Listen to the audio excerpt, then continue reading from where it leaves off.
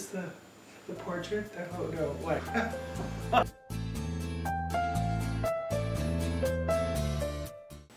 I do the accounting for Pertanic and Purpora Engineering and Harbor Ridge Winery.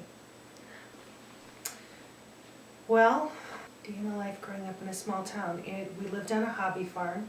We moved to the small town from a big city when I was in the 4th grade.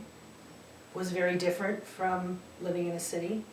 Everything was outdoors. There wasn't, it involved animals, horses, snowmobiling, everything was outdoorsy.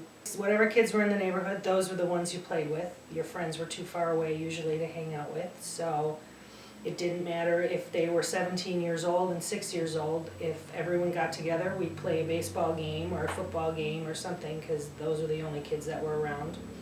Most of the kids in my class had families that were farmers, which is very unusual coming from a big city.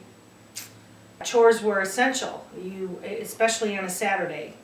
The middle of the week it was school, but Saturday was chores. And in our house, you did the chores before you were allowed to do anything else. We had a wood-burning stove heater, so usually Saturday mornings were helping with either loading wood into the basement or some chore that was outside involved, anything from helping in the garden.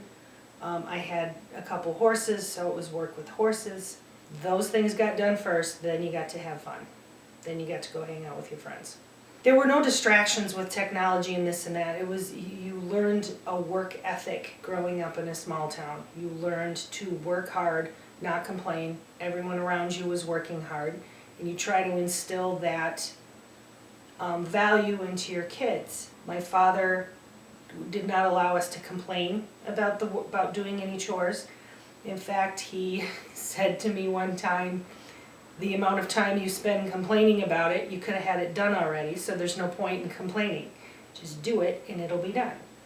And that philosophy went with me when I became an adult in everything I did.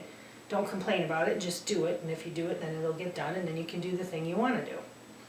So I think that I tried to instill in you, do the things you have to do, because then you can do the things you want to do. My name is Michelle Purpora, and this is my brief but spectacular take on growing up in a small town.